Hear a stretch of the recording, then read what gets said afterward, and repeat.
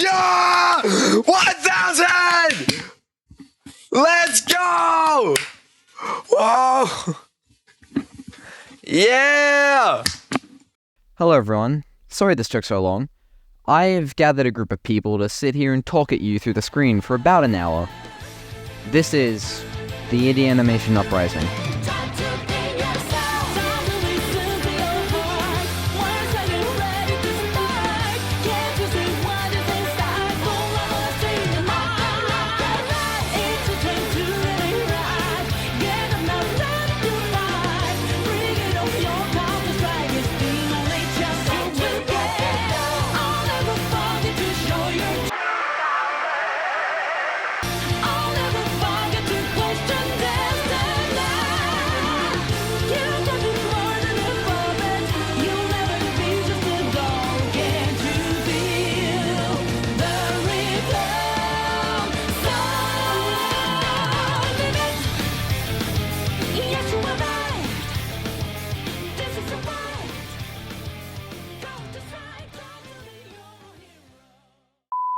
Well, hello everyone, I am the DireDuck. I'm sure you're all familiar with the show Murder Drones, created by Liam Vickers. But what if I told you the history of Liam's work goes back far further than you may realise? I'm sure some of you might be thinking, yes, I know about Liam Vickers' animation with Internation Cube and CSide. Don't worry, other content creators will speak of those series, don't you worry. But that is not what I'm referring to. I'm referring to something much older. Before Liam made Murder Drones and before Liam Vickers' animation, Liam had another channel named Scary Storytime with Liam, or SSTWL for short. So, SSTWL was created by Liam in May of 2013. It was his previous main channel before Liam Vickers' animation, where he uploaded many creepypasta stories and other related projects.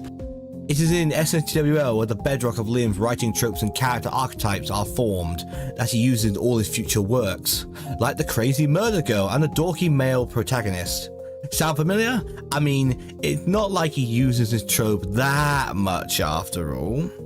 So I'll pick out a few highlights to discuss with you all. First up is a cold love story. This is considered to be the bedrock of Liam Vickers' writing, really where it all began.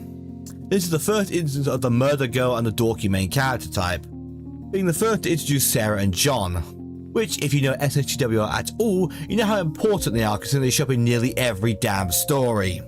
So, in terms of its story, it's really quite simple. A lonely, crazy girl gets shown a little bit of kindness from a guy, and then becomes murderously obsessed with him, with all the things you'd expect to happen from that premise. This is the very first instance of Liam's favoured writing style and character archetypes in action. While very much the alpha versions, both Sarah and John provide the blueprint which Liam Vickers' future characters are all built on. Next up we have Design, Liam's first major project.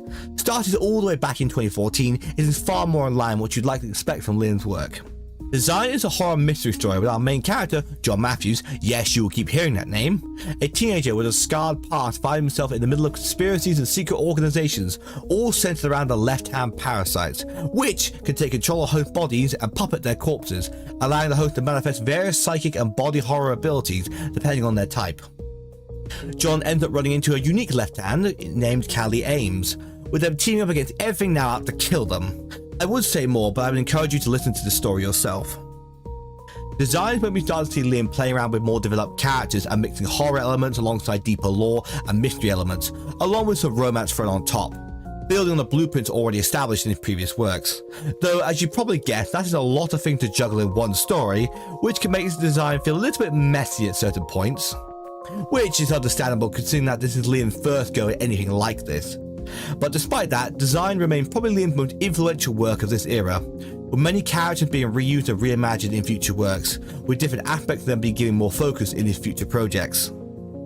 The final series I wish to talk about is Puppet Game, starring, drumroll please, John Matthews, as he ends up being forced to participate in a multiversal game show, where the host, a puppet named Ponder, forces the contestants, which are all characters from Liam's previous works, like Callie, Sarah, and of course John, into different universes to complete set objectives. The winner of each round is safe, while the losers are all put up for voting, with the world the contestant came from getting to be the voters. Whoever has the most votes gets killed off, and the universe gets destroyed along with them. So, as you can imagine, the stakes are a lot higher this time round. Though uniquely, it is actually the YouTube viewers that got to vote which character went out each round. Pond himself is a sadistic, all-powerful and ever-present showman, mocking and belittling our contestants while throwing twists into the game, all in the name of entertainment. Furthermore, to ensure things go Ponder's way, each contestant is fixed with their very own Ponder puppet on their arm that functions as not only as a weapon, an informational tool, and also a way for Ponder to keep tabs on his contestants. So apart from Liam trying to create Infinity War a few years early, what makes Puppet Game unique? Well, Puppet Game is a large-scale celebration of SHTWL up until that point, which is why we have so many returning characters. Though more interestingly, it also marks the very first time Liam attempted to inject a lot more humour into his series, being the first major instance of Liam attempting to juggle both horror and comedy elements in his writing, something which you likely already know becomes the main staple of his writing in his future projects. So there we have it, the far evolution of this era of Liam's journey. As we go into the sections by Yag the Conqueror and Gladian, which discuss Liam Poe's SHTWL project, please look out for these character archetypes, writing styles and other similarities within them. If you notice them, you will then know where they've all originated from. That'll be all from me, enjoy the rest of the video. Oh yes, and go watch all this stuff by the way, it's really good. This is CSide, an abandoned project ruled by the only ruthless, lame Vickers. No good commentary person. The bummers of the bummers, aka Glad voiceover. Hey guys, Glad here. First time commentary, but hopefully it's great. Or not, but whatever. Feel a brief explanation on the series. Now let's see how to explain this. Just be glad I helped you at all. I'm 2-Bit Jerry, a no-good dastardly gunslinger. I once shot a man just for looking at me wrong. Then I shot him again for dying. A sheriff that have mentally insane and remember how he is so main character? Maybe actually.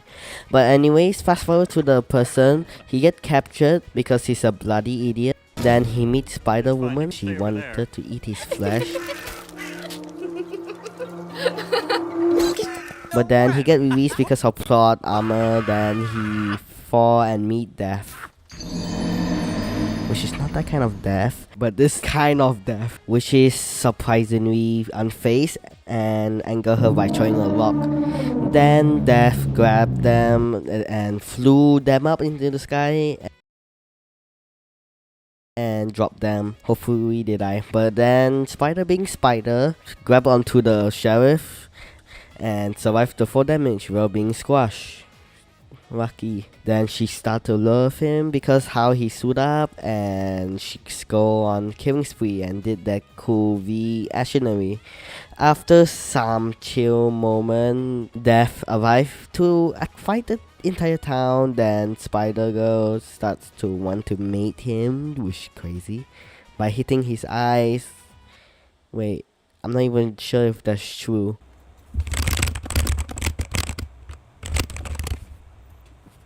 Well, the sheriff stooped out again and did a charisma check. He got 10, but whatever. And recruited that the consequences of being hit multiple times as a new sheriff, and everyone is happy. I don't even know what the frick just happened. Take 4. Blooper, is it recording? Yes, it's recording. Okay, good. So the show was fired, but sadly got disbanded by Wim Victor himself. So here's my opinion on the show. First of the list, the writing always have constant plot twists which keep me engaged. At the same time, confuse me. So I give it a 7 out of 10. Secondly, animation is simple, nothing too complex, and I like how certain object is 3D animated, which mostly about the bullet. I will give it 8 out of 10. It's winnable. Thirdly, OST, actually haven't heard of them, so let me just do a quick speed run on it. You got to be shitting me!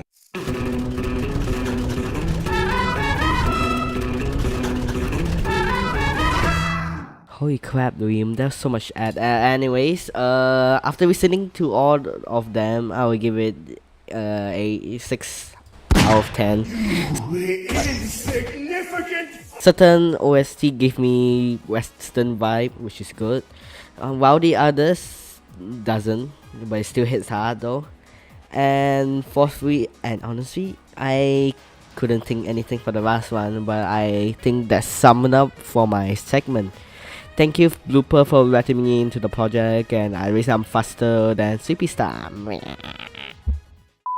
Hello, it's me, Cosmo X Internation Cube. Because I didn't want to take Digital Circus or the hell of a boss role. Woohoo. Alright, so if you don't know what Internation Cube is, it is an indie animation in the style of an animatic, not fully animated, made by Vickers, who is also the creator of Murder Drones, consisting of 3 different parts and unfortunately was never finished.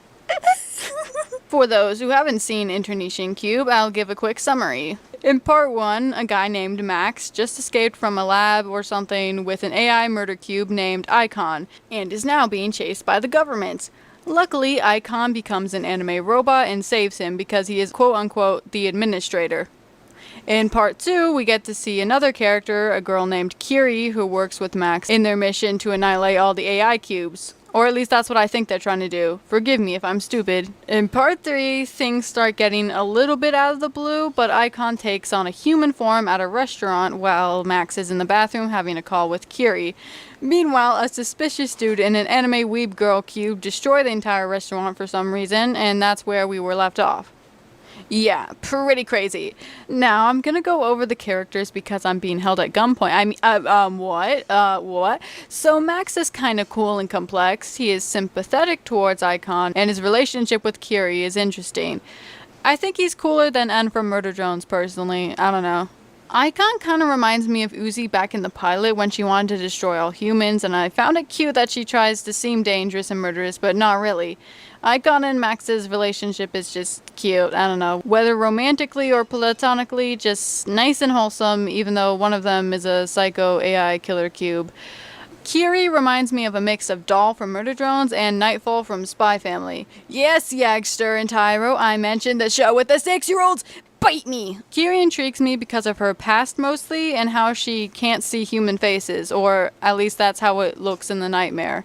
It also seems she has a crush on Max, which, as you would know, is her co-worker, and that thing is what mainly makes me think of Nightfall from Spy Family. So yeah, that's me talking about the characters, and the art style to Internation Cube is just really cool to me, even though it's pretty much just Liam's art style.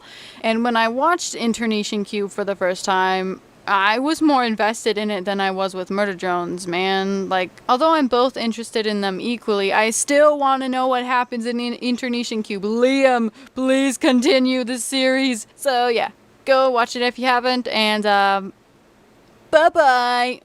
I finally did it.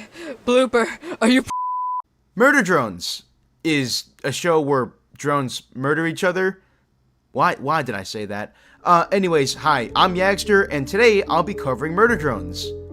Murder Drones is the story of this little gremlin called Uzi Doorman. She starts off the show as a pretty lonely little emo, but throughout the entirety of the show's runtime, she makes plenty of friends. She's got her best friend N, her somewhat rival V, her father Khan, and just a ton of others. The story of Murder Drones is pretty complex, so here's a brief summary. There's this virus called the Absolute Solver, and it wants to completely destroy the world. And, believe it or not, our good guys don't want that to happen, so the entire story is about basically defeating the Absolute Solver. Now, this is a pretty challenging thing to do, so the entire show has a lot of hurdles and obstacles for our good guys to get through, but we do get from point A to point B pretty quickly.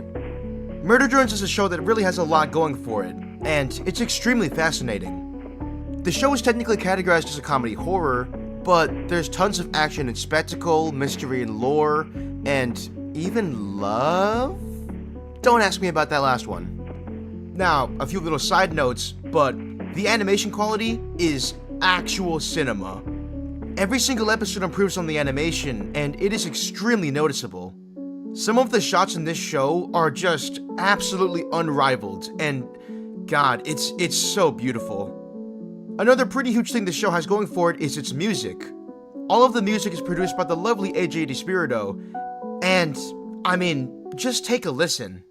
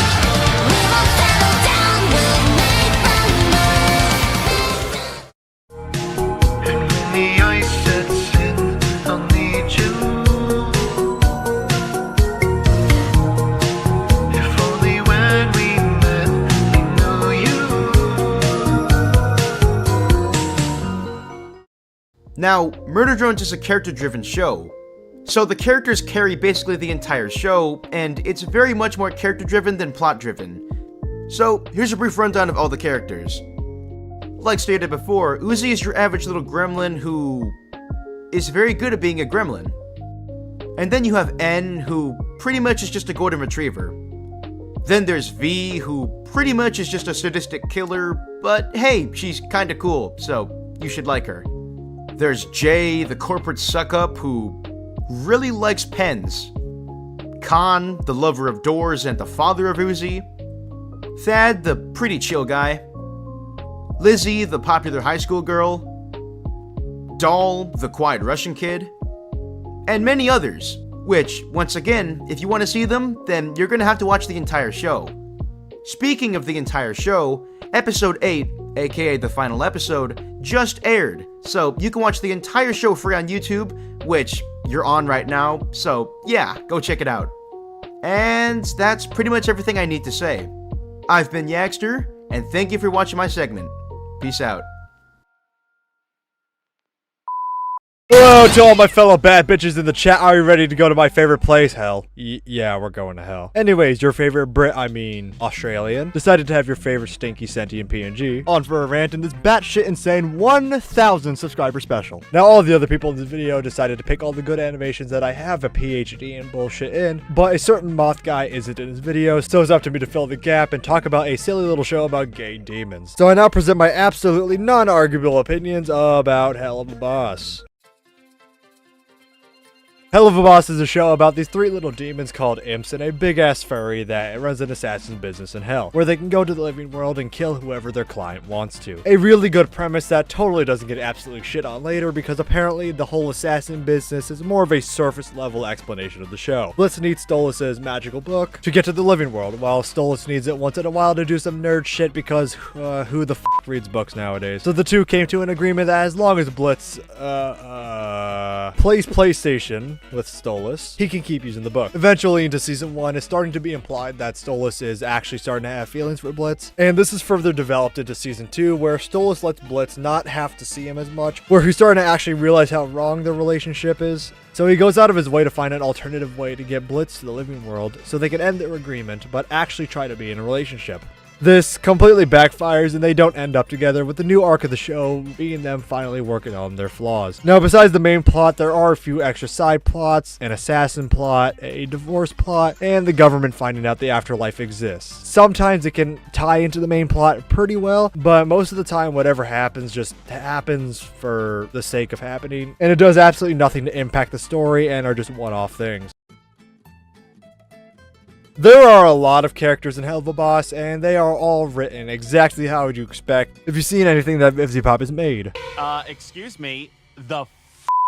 Oh, you daddy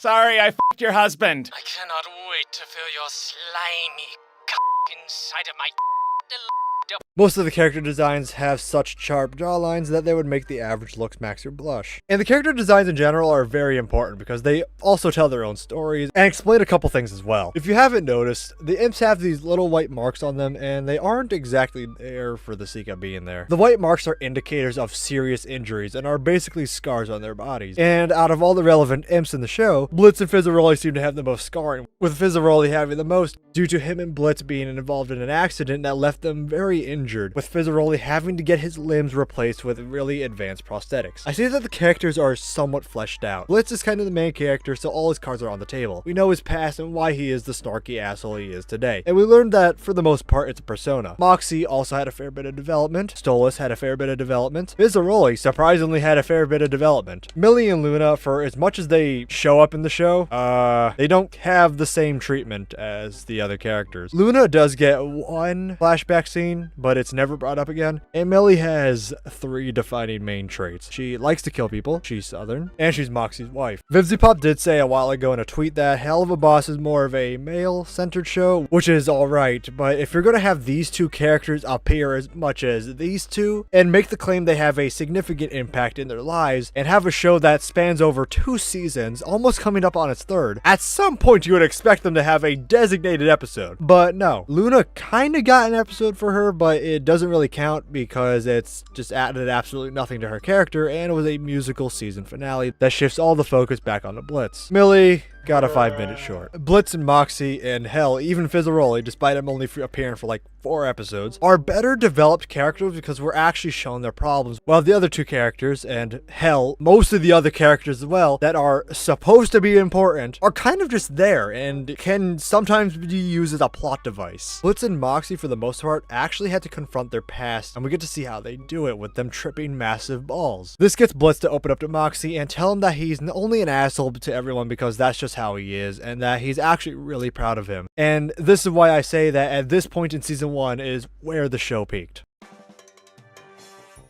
Obviously, this show is made by Vivzy Pop, so all the art and animation is really good. This show, just like Has Been Hotel, is a musical, and I say that some of the songs in this are actual bangers. And I'd also say that some of the jokes in the beginning of the show actually landed. That is all the positive things I can really say about the show. You see, I can ignore every other problem with the show as long as the writing is consistent and actually good. But guess what? The writing and the storytelling in the show goes down the shitter. And can't you guess when this happens? Yup, season 2. I said earlier in my segment that the show starts to ditch its premise of the assassin business for a romance story, and the general writing quality getting worse has caused me physical pain. The writing in season 1 was, sure, swearing equal funny, but it had a bit of flavor to it, you know? It was really absurd comedy, and I really liked it. In season 2, I just genuinely don't know if I'm supposed to laugh at any of the jokes that they even try to tell. I don't even know if I can call half of the stuff they say in season 2 jokes. I don't find many of the moments funny, and when they do try to make a joke, it's just something with no setup or punchline. It's just swearing or a sex joke. Welcome to hell, bitch!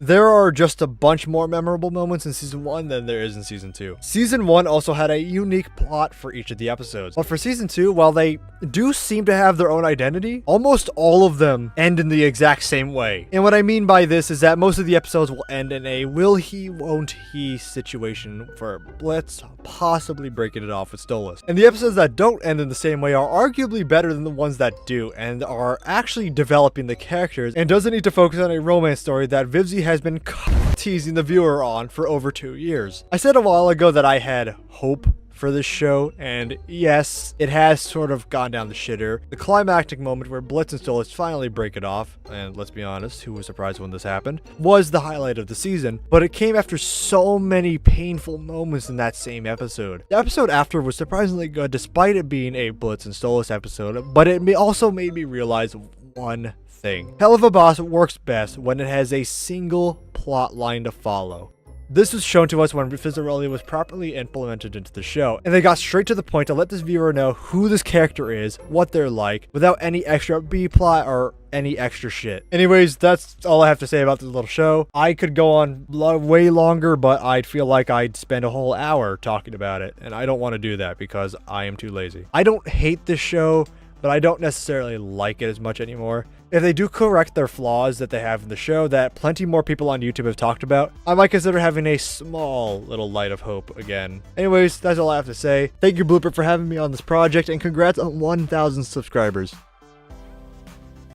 Hello, it is AOI Cosmic. Oh, what's this? You've never heard of me? Well, too bad, because I'm going to be talking about Has Been Hotel, and you can't do anything about it. Has Been Hotel was created by Vivzy Pop. The show started off as an independent show, but was later picked up by Prime Video, where the first season of the show is now. Has Been Hotel takes place in hell, where sinners run rampant doing horrible things like stealing, killing, and other stuff I can't say on YouTube. These sinners are immortal or unkillable. However, angels called exorcists come down from heaven each year and kill the sinners with special weapons made of angelic steel that permanently kills these sinners to make sure that the population of hell doesn't get too large. The main protagonist or main character of the show is Charlie. She is a princess of hell, being the daughter of Lucifer and Lilith. Charlie's dream is to stop these yearly exterminations of the sinners by redeeming sinners / making them better people so they can ascend up into heaven, which would solve the population problems. To do this redemption project, Charlie creates a hotel for the sinners to stay in. Here we meet our main cast. We have Vaggie, Charlie's girlfriend, Angel Dust, Husk, Nifty, and later Serpentius. There's also Allison, Alistair, who isn't part of the redemption part, but mostly just protects the hotel, but is also evil and has his own plans. Alistair is actually an overlord who is a sinner who grew in power in hell by owning other sinners' souls. So finally, we can actually start going on with the events of the actual show. Oh yeah, I forgot, it's also a musical, by the way. The first episode has Charlie going to a sort of heaven headquarters to negotiate about her rehabilitation hotel while Vaggie and the other cast members make a commercial for the hotel. Charlie meets Adam, the head angel of The Exorcist, who is kind of a jackass. He laughs at Charlie's idea and says that instead of waiting a year to kill the sinners again, since it's just happened after an extermination, they'll be coming back in 6 months. Episode 2 mostly follows Alistair, who confronts Vox, another overlord. In this episode, it is revealed that Alistair went missing 7 years before the show's actual events and almost joined the V's, who are 3 overlords: Vox, Valentino, and Velvet. This is also where Serpentius joins the main cast. Episode 3 has the main cast doing trust exercises while Alistair goes to an overlord meeting of sorts, and it's revealed that an exorcist angel was killed. Episode 4 mostly follows Angel Dust and how his soul is actually owned by Valentino. Angel Dust is an adult film star and works for Valentino. He is called to work and has to leave the hotel for a bit to go do his work, but Charlie goes after him trying to bust him out of work. She ends up messing things up in the production studio, which causes Valentino to pull Angel aside. Here, it's really seen how messed up and abusive Valentino, or just Val for short, is to Angel. Angel is forced by Val to ask Charlie to leave, although forcefully, which hurts Charlie considering that all she was trying to do was help. Angel finishes his work and goes back to the hotel where he's confronted by Husk. He ends up snapping at Husk and leaving the hotel, with Husk being forced to go after him by the rest of the cast. Husk eventually catches up and tries to cheer up Angel by revealing that he actually used to be an overlord but lost it all to gambling and is now owned by Alistair. Husk cheers up Angel with a musical number, and Angel goes back to the hotel and apologizes to Charlie. Now in episode 5, we meet Charlie's dad, Lucifer. This episode reveals that Charlie and her dad aren't exactly on the best of terms. Alistair also just starts hating on Lucifer for some reason. Eventually, Charlie talks things out with her dad, which fixes their relationship, and Lucifer is also able to get Charlie a meeting up into hell. Since Lucifer is a higher up in hell, he has contact to heaven and can actually set up a meeting, which would get Charlie to talk directly to the higher ups instead of going through Adam, who is again a jackass. Episode 6, Charlie and Vaggie go to heaven.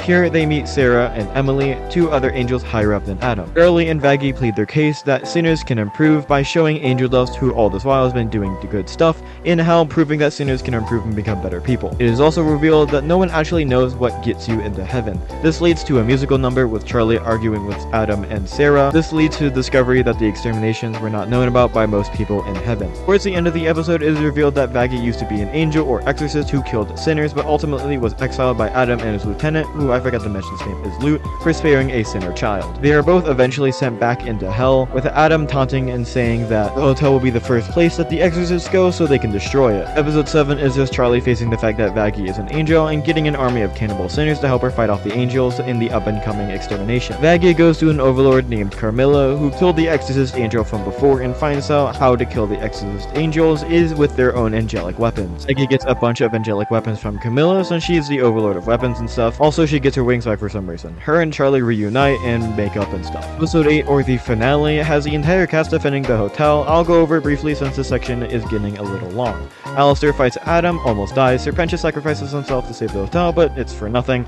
Charlie goes demon mode but gets flapped. Lucifer comes to save the day. Hotel gets destroyed and FD kills Adam. They rebuild the hotel, menacing Alistair solo, wholesome singing part at the end of season 1. I find this pretty obvious, but if you actually want to know what happens in the show detail by detail, just go watch the show. There's some free trial that Prime Video has, so you can just use that and not actually pay for anything. Let's talk about the animation a little bit. As seen through the clips I've shown on screen, the animation is 2D, with the pilot on YouTube looking slightly different than the animation on the Prime Video since it wasn't funded by a company yet. The animation is overall pretty good with a few points that are questionable, but otherwise it's really good. Now let's talk about the music of the show, and the music of the show is amazing. Not only does it contribute to the storytelling, but also is good enough to add to your playlist. I would know, I added it to my playlist and I'm using it for background music or the lo-fi remixes, but whatever. Nonetheless, its music really helped it stand out as something unique and special, which leads me to my next point on how it contributes and continues to contribute to the indie animation scene as a whole. Hazbin Hotel was the stepping stones for the recent boom in indie animation. Its pilot has 100 million views right now, but back then still had millions of views, which was revolutionary back in 2019.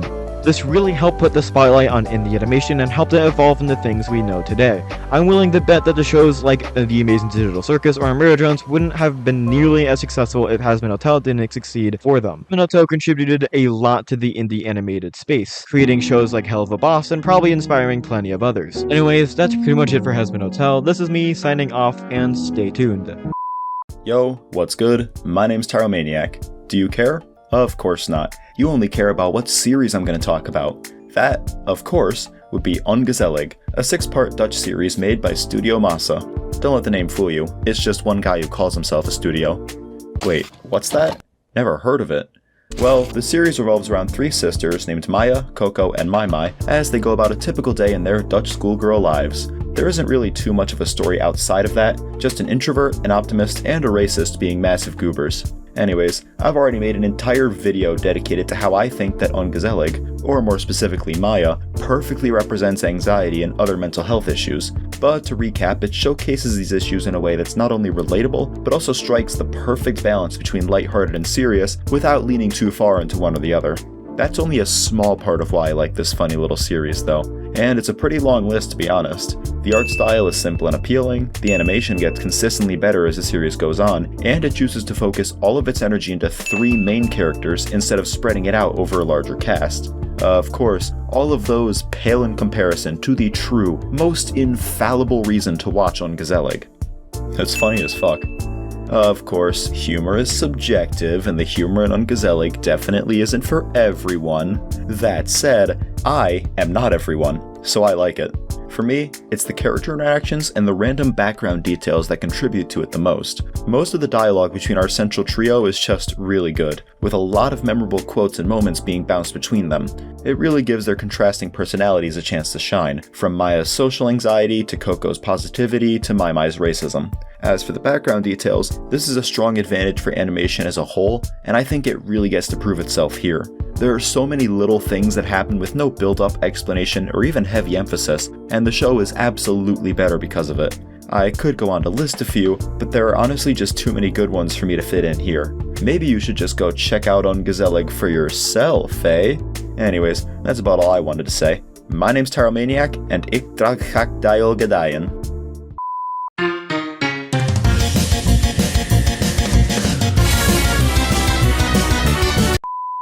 Greetings everyone. As you can see from this lovely segment, your favorite, a British Wendigo man, just so kindly went up to me the other day and asked, "Hey Sleepy, do you want to be part of my project?" And just like how I always tip my waiters, I so peacefully comply. Anyways, despite it being the middle of September, why don't we as a collective audience grab our overpriced Halloween costume, cheap-ass trick-or-treat baskets, 3-month expired candy, and prepare for the spookiest indie animation project you will ever see. Created by Ciampello back in the good old years of 2018, Spooky Month is a yearly traditional comedic horror web series that usually releases a new episode around the month of October. I said usually. That has been giving fans the chills of their lifetime ever since. Following the misadventure of 2 overjoyed kids named Skid and Pump, these 2 little gremlins just love to celebrate their favorite holiday and clearly don't give a shit what month it is. This iconic duo, no matter what dangerous situation they found themselves in, just want to spread the wonders of the spooky season all across their little town, and I'm here to explain it. Fun fact, a surprise for the newcomers, Spooky Muff is actually one of a few recognizable projects that also started out as a silly web cartoon on a website called Newgrounds, with both episodes premiering on the same day. Wait, you don't know what Newgrounds is? Well, as a brief summary, it's an entertainment-based company and website founded in 1995 by a dude named Tom Flupp that basically allow users to share all sorts of wacky creation on their platform. If it's animation, music, or even flash games. Just think it's like a more edgier, cooler older brother of YouTube. And by looking at those numbers, you probably already heard of the series by now. If not, well, just you wait, my friends.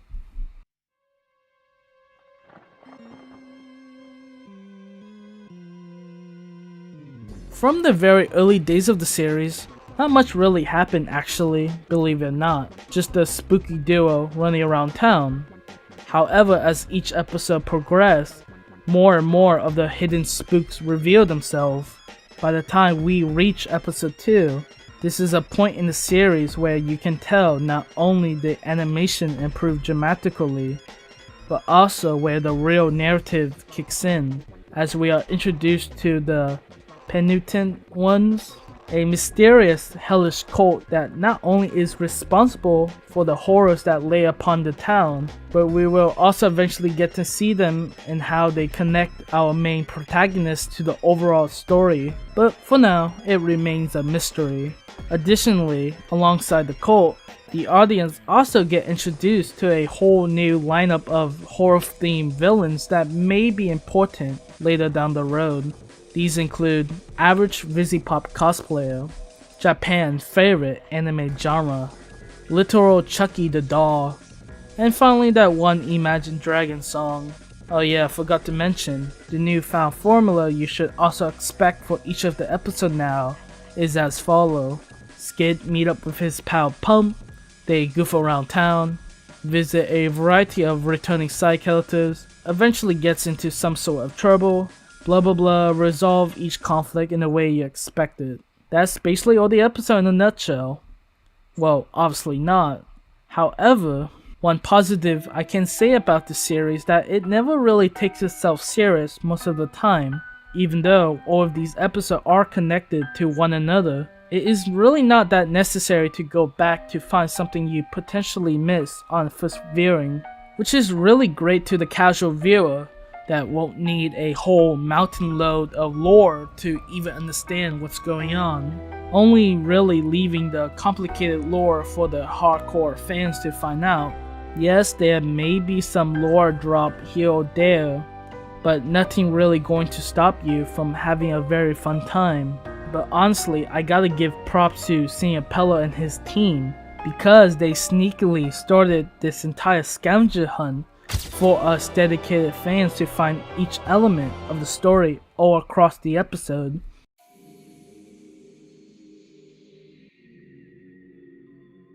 As for characters, we obviously have our Halloween-obsessed iconic duo, Skid and Pump, two oblivious energetic kids that somehow can survive death multiple times, which surprisingly we also learn a lot about them, mainly through hidden details scattered all across the episode. But honestly, who has time for that? And the duo is so popular, matter of fact, they are even in FNF.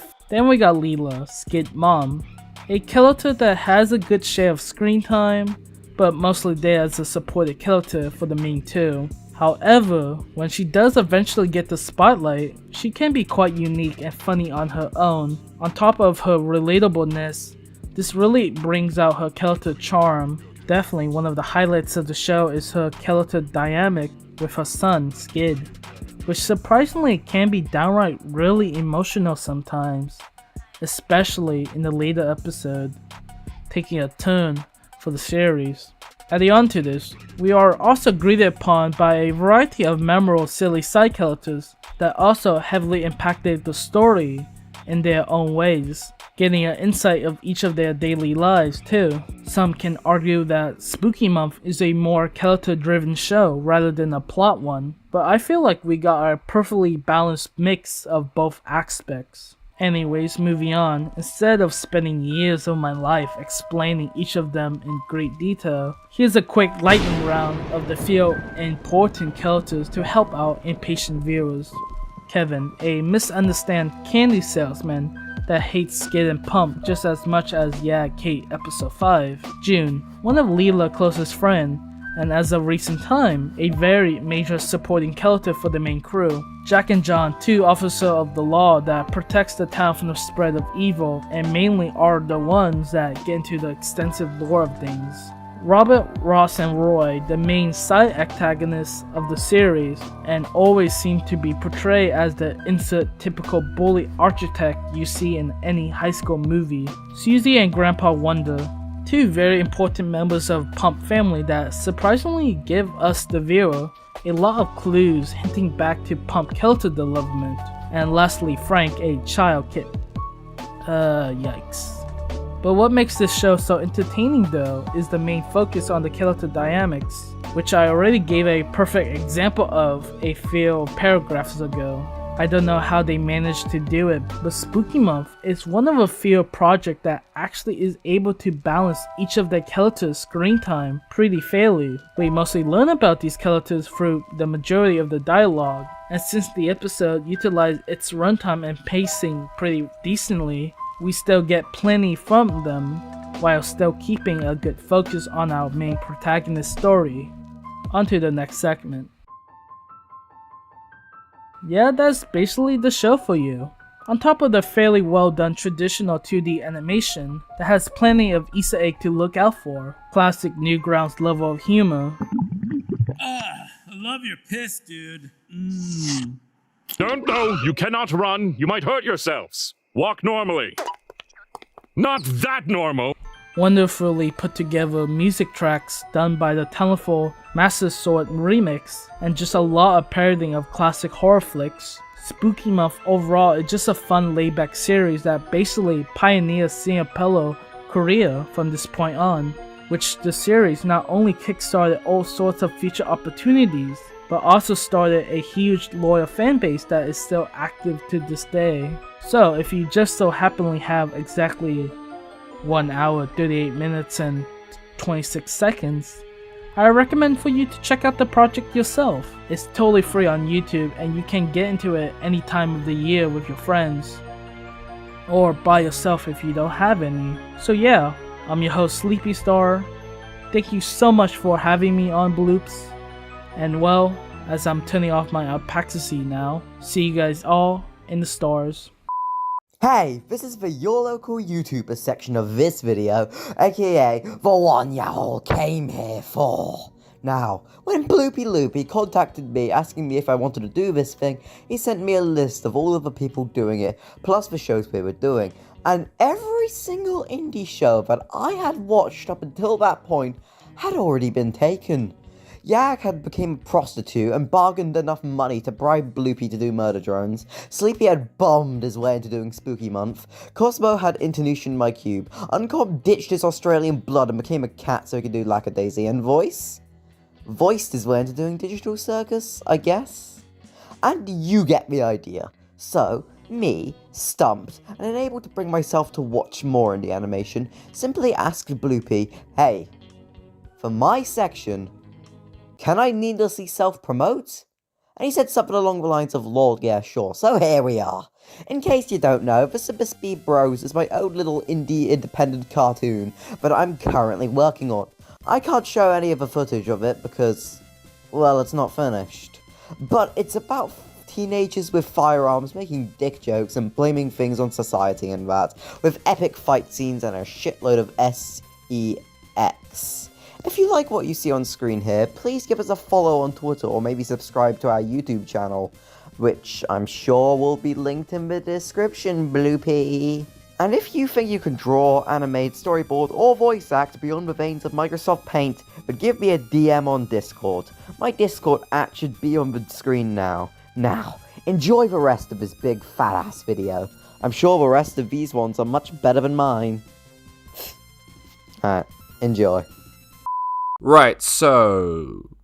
what the? This isn't my channel. That hat's the wrong colour. Oh well. For those of you who don't know me, I'm Uncom, professional narcissist and maker of that one video calling you all terrible. And I'm here to talk Lacadia. Based on the comic that has just had its 18th birthday, thus making it older than the average Murder Drones fan, Lacadia is set in the Prohibition-era United States where people are doing anything but staying away from alcohol. Saying people there may be a little bit of a stretch because the population in this world are anthropomorphic cats. It's honestly best if you just don't question that part. The story itself follows the Lacadia Speakeasy, a once prospering place that has fallen on hard times after its owner and operator, Atlas May, was killed. Mitzi, Atlas's widowed wife, is forced to call on the help of Rocky, a young musician with an ego that wouldn't look out of place on this website, to help smuggle B-Tech booze for the few customers they have remaining. The pilot episode shows one of these operations, where Rocky is accompanied by Freckle and Pepper. The job turns south when they're confronted by a former hired gun of the Lacadia group, Mordecai, who has changed allegiances and is now working for a competing speakeasy owner, Mr. Sweet. The crew narrowly avoid getting captured and blow up some mining equipment in the process, all for what is found out to be disgusting alcohol, and it is there that our pilot ends. For anyone who's managed to dodge the furry allegations that get thrown about more freely than bullets at a Trump rally and actually take the time to appreciate this show, you'll agree with me that it's one of, if not the single most beautiful animation on YouTube. It's slick, it's classy, there's no choppy movements or weird camera angles like you'd see in a lot of the other shows. It's the closest thing on here to a AAA production, and that includes the thing that's been on Amazon Prime. Lacadia also avoids the common problem faced by a lot of other shows where the characters and story aren't very consistent and there's a lot of retconning. Having an existing comic to build off of makes characterization and the story a lot easier and gives plenty of opportunities to show off those interesting arcs without fear of them not working, since we already know that they do. While it might not be the most well-known animation here, and it may not pull the highest view counts when a new episode drops, the production of Lacadia itself makes it worthy of being crowned one of the best out there. Season 1 drops soon, and frankly I can't... What? Oh, there's more people here. Okay, I'll see myself out then. The amazing digital circus. Something you should have heard about already, at least. And if you haven't, how does it feel being Patrick Star? Anyway, I'm voiced and nobody hearing this knows me because I've never made content before. Nice! The Amazing Digital Circus is an independently made animation written and directed by Gooseworks and produced by Glitch Productions. After making its debut on October 13th, 2023, it immediately had a huge impact on the independent animation community. Currently, as of July 13th, 2024, the pilot of the show alone holds 334 million views, being one of the most viewed independently animated pilots on YouTube. But with popularity comes obvious consequences, and even if you haven't seen the actual show, you must have at least heard of the monstrosities that appeared soon after it. Don't look over there. In the pilot episode of Digital Circus, we follow the main character, who is named Pomni, a few minutes into the episode, as she explores the digital world full of wonder, colorful atmosphere and objects, the far-off reality of her own demise, Kane, existential dread, and angel fruitcake. You parasite! She spends the first episode obsessing over finding an exit to the digital plane, being overwhelmed by everything around her. But by the end of the episode, she gets that there is no exit and she can't leave. Much to her dismay, maybe. Her situation isn't made any better by this rabbit named Jax, the character the fandom went from loving, immediately being promoted to a Tumblr sexy man with Kane, to absolutely despising overnight, due to them actually realizing what an asshole bastard he is. He was promptly replaced by a gummy crocodile or alligator, I wouldn't know. At least the rest of the cast, a Raggedy Ann sort of doll named Ragatha with too much empathy for her own good. A mess of ribbons called Gazel, who's literally the tragedy and comedy mashed in one person. A sentient chess piece known as Kanner who needs to be put down immediately, and whatever the hell Zooble is, seem to provide a valuable support structure for not going insane. But all of the characters mentioned so far are living, hopefully breathing, humans. There are plenty of AI and NPCs in the circus, one of the most prominent being Kane. He's seen as the rainmaster of the circus and a godlike figure to the NPCs that the main cast interacts with. He is the creator of the circus that we know of and monitors everything that goes on within. His companion, Bubble, is also an AI and confirmed that in the circus, he is the biggest slut! All the characters mentioned, plus more, should be getting episodes centered around them as the show goes on, explaining their personality, behaviors, and reactions. Also, maybe backstories? Though episodes 7 to 8 aren't clear on who they will be focusing around. Their circus is also 3D animated, and the rubber hose squishy and stretchy animation style used in some shots is spectacular considering that. And between episodes 1 and 2, there was a major bump in some already amazing animation quality. The show, as stated before, had an insane impact on the independent animation scene, quickly becoming part of mainstream media. Many people take one glance at this Rainbow Wonderland and immediately think that it's a kids show, but they are highly mistaken. Though censored due to the setting of the show, commonly the characters within the circus will use profanity and it will only get worse as the show goes on. But beneath all the stupid and silly jokes, the circus aesthetic, excessive amounts of brain rot, the sad reality that your life means absolutely nothing, is the lore of the digital circus. With the 2 episodes we have so far, we have a good understanding of the circus, at least at surface level, but there is so much we still have to uncover in the remaining 6 episodes that will come out over the next months. Critically, I really have nothing to comment on because I'm not a critic. I just watch a show because it's relatively watchable and I like it. I'm not complaining. The digital circus is overall a really nice watch, but a lot of people think it's overhyped due to the amount of popularity it got in such a short time. That's up to you to decide yourself. Also, about half the amazing soundtrack of the show is composed by Gooseworks himself, the other half made by Evan A. And some of the soundtrack of the show alone has gotten me to cry, specifically in episode 2, but that just may be me. So yeah, that's really all I've got to say about this show. Bye. Hello, America. So I was invited onto this collaboration, had a complete video done, but it took way too long to actually be made because of a certain creator we all know and call Bum.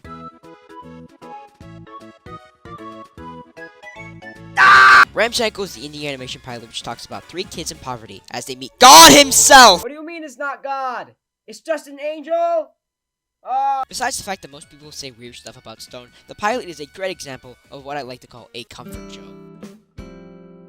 It resonates with audiences with its fun atmosphere and inviting color and inviting style of animation. We can interact with fiction in such beautiful ways, even as ways of comfort and care.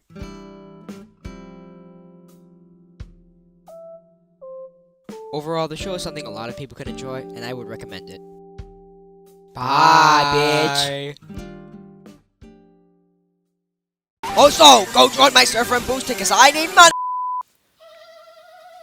Shut the fuck. Hello everyone. You surely know who I am, considering this is my channel, but if you don't, my name is Blooper, and today I'm putting myself last because it's my video and I do what I want. Today I'm here to talk to you about Godspeed. Created by Olin Rogers, who you may know from the series Final Space, which was unceremoniously cancelled and then written as a tax write-off, and is basically being Thanos snapped from everywhere on the internet. But I'm not here to talk about Final Space, even though that would be a really good video. Why would they be twiddling their wieners? I'm here to talk about its spiritual successor, Godspeed. Godspeed is a story about a post-apocalyptic Earth after some event where this funny-looking orb called Ion is causing the planet to slowly die. So yeah, we follow Iris and her little robo-rabbit Bowie as they survive their now-abandoned home. Oh yeah, a lot of people left the planet and Iris gave her ticket away to a child. Main character moment. Apparently, with leaving the majority of your species to die, society collapses pretty quickly. And to make it even better, things are getting worse every single day. Some people just gave up at one point. Case in point, with the world getting worse every day, rain hurts now. Like, really badly. I don't want to spoil too much, so go watch it. Side note, this thing was fully funded by fans on Kickstarter. It's actually insane. Godspeed is a really heartfelt story about family, companionship, losing hope, and finding it again. And god damn, this makes me want to cry.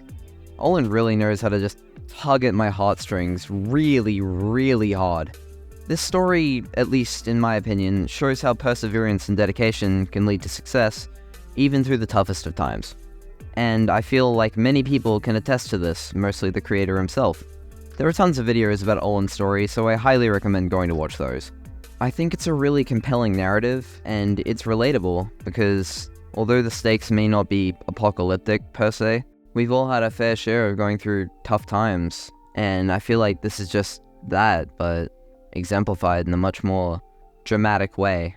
Even if it's fiction, you can still feel genuine emotion. Anyways, sorry for this being really short.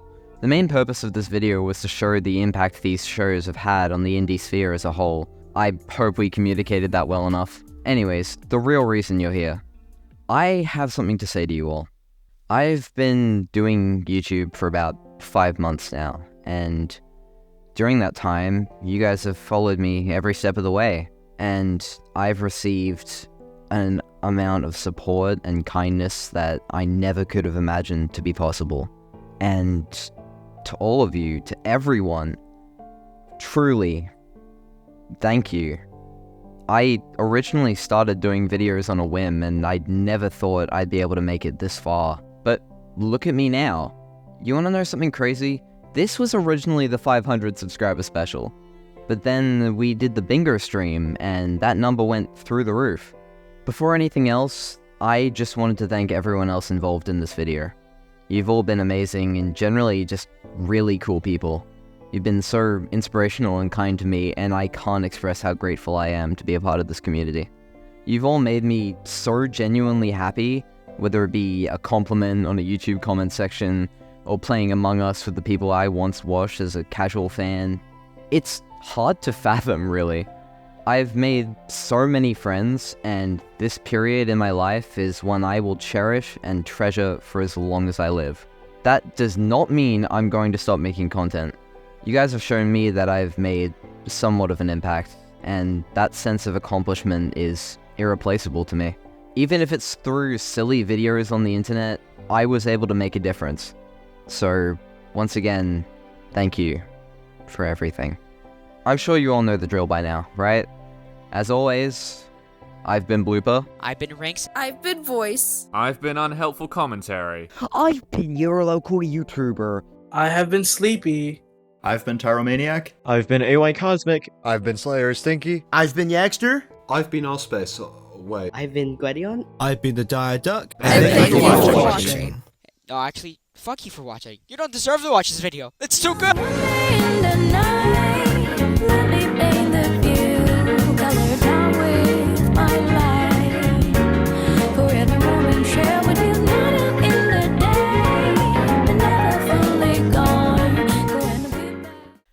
Finally, the project's ready. The Indie Animation Revolution. God, I'm so glad I came up with that name. How about I just go check on YouTube in case anyone's done it before? If so, lucky I have Renaissance as a backup. You've got to be f***ing kidding me.